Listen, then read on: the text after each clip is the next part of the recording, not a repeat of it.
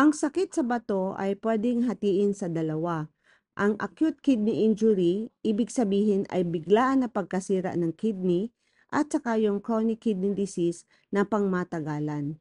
Ang acute kidney injury ay pwedeng dahil sa severe dehydration o sobrang pagkawala ng tubig sa katawan o kaya grabe ang blood loss o kaya naglakad sa baha at nagkaroon ng leptospirosis at marami pang iba. Ito ay pwedeng mangailangan ng dialysis pero pansamantala lang at pwede ulit mag-recover ang kidney function. Pero ang chronic kidney disease ay pangmatagalan at panghabang buhay ito dahil ang pagkasira ng kidney ay dahan-dahan through the years. Ang ehemplo ng acute kidney injury ay ang paglaki ng prostate gland ng mga lalaki pag nagkakaedad na. Ang labasan ng ihi ay dadaanan ang prostate gland. Pag ito ay lumaki, hindi makakalabas ang ihi ng maayos at pwede ito maging dahilan ng pagkasira ng kidney. Pwede din ito magkaroon ng cancer, kaya kailangan nababantayan ang prostate gland ng mga lalaki pag ito ay nagkakaedad na. Ang isa pang problema ng acute kidney injury ay pwede rin magkaroon ng bara o ibig sabihin yung kidney stone. Kasi yung bato sa kidney, pag ito ay bumaba, pwede itong magbara sa dinadaanan ng ihi, which is the ureter. So pag ito ay nagbara, lalaki yung daanan ng ihi. So magkakaroon tayo ng tinatawag na hydronephrosis o paglaki ng ureter pati na rin ng pelvis. So, pagka dalawa na ang nagbara, pwede ito mag-cause ng acute kidney injury. So, importante din po na malaman natin kung ang ating pasyente ay may problema sa bato. Dito, pinapakita ang normal prostate tsaka yung abnormal prostate. So, makikita ninyo na ang paglabas ng ihi sa isang pasyenteng normal ang prostate ay maayos, pero pagka malaki na ang prostate, meron na tayong tinatawag na BPH or benign prostate hypertrophy, ay ang paglabas ng ihi ay affected na. So, pwede ito magkaroon ng problema sa kidneys. Ang ating katawan ay merong tinatawag na circulatory system. Sarado po, walang butas kasi kung may butas ay mamamatay tayo. So ang ating puso, siya po ang nagpapump ng blood sa iba't ibang parte ng ating katawan. Ang isang parte ay pumupunta sa kidney kung saan nililinis ang dugo at lalabas na ang dumi sa pamamagitan sa ihi na natin makikita yon. So importante din po na maayos ang ating circulatory system. Ang ating circulatory system, makikita po ninyo dito na ang ating puso ay nagsusupply ng mga dugo sa iba't ibang parte ng ating katawan. Ang ating kidney ay nagre-receive ng 20 to 25% na dugo galing sa puso. So, ibig sabihin dito, pag nagkaroon ng problema ang puso, pwede rin tayong magkaroon ng problema sa kidneys. Pag nagkaroon po ng problema sa puso, parehas ng dilated cardiomyopathy kung saan lumaki ang kwarto ng puso o kaya nagkaroon ng pagkapal ng muskulo ng puso dahil sa, for example, nagkaroon ng matagal ng high blood, ay nagkakaroon po ng thickening ng muskulo ng puso. Ito po ay magkakaroon ng problema din dahil liliit na po yung kwarto ng puso. So, pwede po magkaroon ng congestive heart failure at pwede rin po ito mag-cause ng acute kidney injury. Dito po sa slide na to, makikita ninyo yung common causes of chronic kidney disease. So, sa ngayon, ang pinakamadalas na nagkakaroon ng kidney failure na umaabot sa dialysis, ang number 1 po ay diabetes mellitus, tapos po ang hypertension, kasama na din po ang glomerulonephritis, pamamaga ng kidneys, at yung polycystic kidneys which is hereditary. Kasama na din po ang pag-inom ng mga pain relievers. Pag umiinom po ng mga pain relievers ng matagal, pwede din po ito mag-cause ng kidney problem. Ang tawag po natin dito ay analgesic or pain reliever-induced kidney problem. Pwede din po yung rheuma, yung tinatawag nating gout, gouty nephropathy, Pwede rin po yung pag-inom ng mga herbals. So ito naman ay tinatawag na herbal nephropathy. Yung pagpakulo ng mga dahon-dahon, pwede ito mag-cause ng kidney problem. Siyempre, yung cancer or tumor at madalas na infection sa ihi or may allergy, and then at the same time, pwede din po itong hereditary. Ang pagkasira po ng ating kidneys, meron po tayong tinatawag na stages. So, ang kidney function natin ay sinusukat as milliliters per minute. So, pag pinanganak po tayo or bata pa tayo, ang normal kidney function ay around 120 milliliters per minute. Siyempre, habang tumatanda tayo, ang function ng kidney natin ay humihina din. So, makikita ninyo na ang stages ay 1, 2, 3, 4, 5. So, pag more than 90, is stage 1 yon, hanggang sa stage 5 kung saan ang kidney function or EGFR na tinatawag natin ay less than 15 milliliters per minute na lang. Ngayon, itong mga makikita ninyo dito na magmula sa stage 1, even nasa stage 5 ka na, wala pa rin itong symptoms. So, pwedeng wala kayong nararamdaman talaga. Kasi maraming nagsasabi, bakit ako may sakit sa kidney? Wala naman akong nararamdaman. Kasi wala talaga kayong mararamdaman. Malalaman lang natin yan pag tayo ay nagpa-laboratory na. So, ano ba yung mga nararamdaman ng isang tao na nangangailangan na ng tulong ng isang dialysis? Kung kayo po ay nasa stage 5 na, and at the same time nararamdaman ninyo na ang madaling pagod, hinihingal, at kayo po ay maputla, mahirap matulog, nangangasim ang tiyan, sikmura, nagsusuka, nahirapan huminga, nalulunod ang pakiramdam, at nangangailangan ng 3 o 4 na unan para makahinga ng maayos, nanginginig ang mga kamay, namamaga. So kung meron po kayo ng mga symptoms na to at kayo ay nasa stage 5 na ng EGFR, ng kidney function, ibig sabihin po ay nangangailangan na ng tulong ang inyong katawan para malinisan.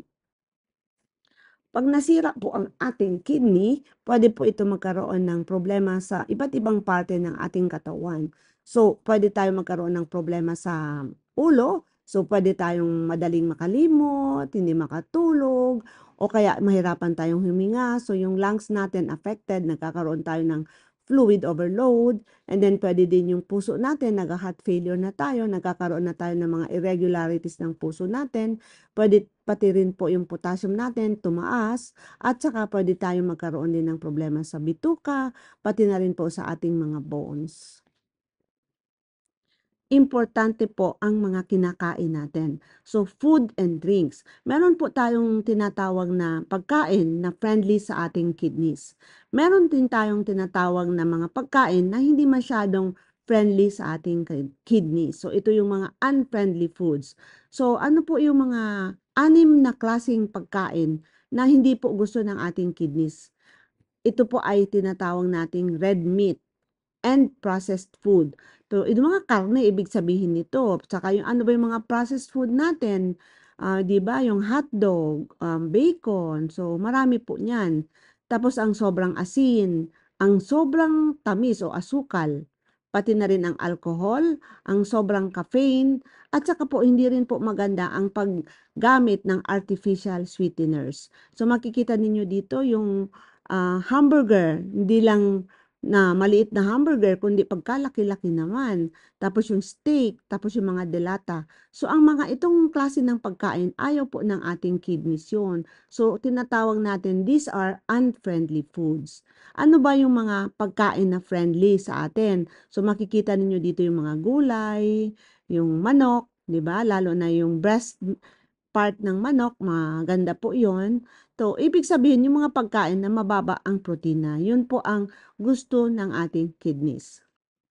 So, ito naman po pinapakita dito yung mga pagkain na dapat iwasan, lalo na yung mga pasyenteng talagang meron ng chronic kidney disease o lalo na yung mga pasyenteng nagda-dialysis na. So, hindi po natin dapat umiinom na ng mga dark colored soda. So, ito yung mga soft drinks. And then of course yung mga artificial fruit drinks, mga oranges, kasi mataas din po ang potassium nito. So lalo na po sa mga pasyenteng nagda-dialysis na. Of course, yung processed meat, nasabi ko na to kanina, potatoes and sweet potatoes kasi po mataas din ang potassium level nito. So kung sakali man kakain kayo nito, lalo na sa mga pasyenteng nagda-dialysis, kailangan po pakuluan ito or kaya ano yan, dobleng pakulo para po babaan ang level ng potassium by about 50%. Tapos yung mga dates and raisins, ito po din ay mga dried na fruits, pwedeng mataas din po ang laman ng potassium nito. So, hindi din po advisable na kakain kayo ng mga prunes, mga raisins, kasi delikado din po sa mga pasyenteng nagdadialysis. So, yung avocado at saka yung mga canned foods, of course, yung pickles and olives, tomatoes, packaged and processed foods. Lalo po ito sa mga pasyenteng nagda-dialysis na. O, ito po, makikita po ninyo yung mga paborito ninyong soft drinks. Ito po ay hindi po gusto ng ating kidney. So, makikita ninyo na ang soft drink, yung Coca-Cola, kung ilang calories yan, 240 calories po yan. Isang bote lang. Gaano kalaki ang sugar? 65 grams.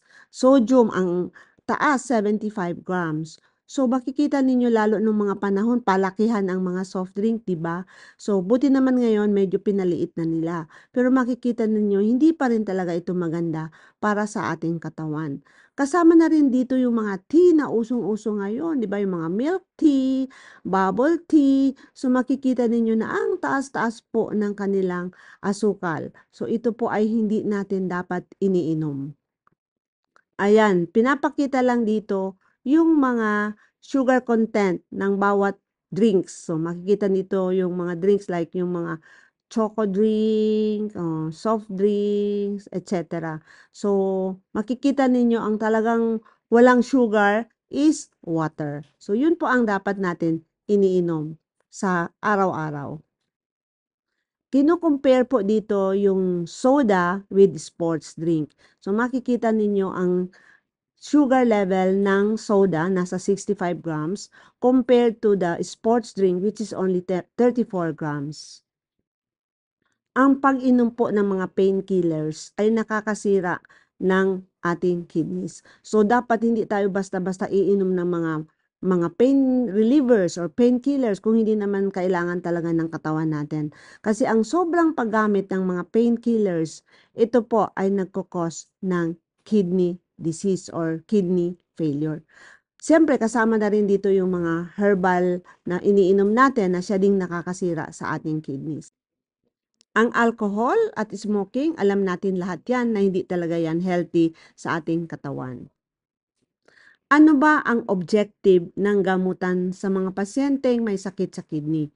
So, ang importante po ay malaman natin na ang ating pasyente may problema sa kidney at ang kanilang EGFR ay affected or mababa na. Kasi ang gusto nating mangyari ay i-delay natin o if possible, hindi sila umabot sa punto na magkaroon sila ng kidney failure at iwasan din natin yung mga komplikasyon. Kasi once nagkaroon na ng kidney failure, wala na tayong choice kung hindi mag-start ng dialysis o kaya kidney transplant. Kasi kung hindi, wala na tayong mga gagawa. Kung hindi, ito po ang mag-i-end ng life ng isang tao. So, ang aim ng treatment ng mga pasyenteng may problema sa kidneys ay to prevent further deterioration of the kidney function, gamutin ang komplikasyon, at mag-establish ng treatment strategy para sa mga pasyenteng may problema sa kidneys. Ano ba ang komplikasyon na dala-dala ng mga pasyenteng may chronic kidney failure or chronic kidney disease? Affected po ang sodium. So, pwede tayo magkaroon ng sodium retention at pwede po magkaroon ng tinatawag na volume overload. Pwede din affected ang paglabas ng or pag-excrete ng potassium, kaya madalas pwede sila magkaroon ng hyperkalemia, pwede sila magkaroon ng metabolic acidosis, pati na rin po ang calcium, phosphate ay affected, pati po ang tinatawag natin erythropoiesis. So, madalas ang mga pasyenteng may problema sa kidney ay nagkakaroon din ng anemia. So, ano ba ang kidney disease diet? So, ang kidney disease diet ay you have to eat foods low in sodium. So, dapat mababa lang po ang sodium level. Iwasan po ang pagkain ng canned, packaged, and frozen foods. Ililimit din po ang potassium intake and foods high in phosphorus. And also, you have to lower the protein intake, especially for patients not on dialysis yet. And also, kung nagda-dialysis na at talagang mahina na ang function ng kidney, halos wala nang ihi, ililimit po ang fluids. Ito po ay sa mga advanced kidney disease na. Sana po ay may natutunan kayo sa ating lecture na ito. So hanggang dito na lang po. Maraming salamat po.